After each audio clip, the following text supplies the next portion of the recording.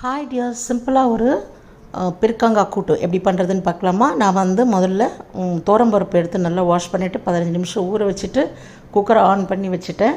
So அது வரைக்கும் அது வெந்துட்டுருக்கோம். அதில் நம்ம வெங்காயம், தக்காளி, பச்சை மிளகாய், பூண்டு, மஞ்சத்தூள், சீரகம், பெருங்காயம் சேர்த்துக்கலாம். சேர்த்துட்டு பருப்பு வேகிற வரைக்கும் வைக்கலாம்.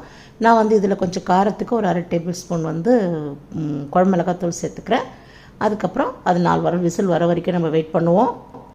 பக்கத்துலேயே சாதமும் வச்சாச்சு, நடுவில் சூப்பராக காஃபியும் குடித்தாச்சு. காஃபி குடித்தா தான் நம்மளுக்கு வேலையே ஓடும். இப்போ நம்ம பீர்க்கங்காவை தாளித்து கொட்டிக்கலாம். 1 ஸ்பூன் எண்ணெயில் கொஞ்சோண்டு சீரகம் போட்டுட்டு பீர்க்கங்காய், 4 காஞ்ச மிளகாய், கொஞ்சோண்டு கருவேப்பிலை போட்டு 2 செகண்ட் வதக்கிட்டு அதை உள்ளே போட்டிங்கன்னா பருப்பில் வெந்துடும் சீக்கிரமாக. இது ஒரு 5 நிமிஷத்துலேயே வெந்துடும். கொத்தமல்லி போட்டு இறக்குனா சூப்பரான பீர்க்கங்காய் கூட்டு ரெடி. நீங்களும் ட்ரை பண்ணி பார்த்துட்டு எப்படி இருக்குன்னு சொல்லுங்கள்.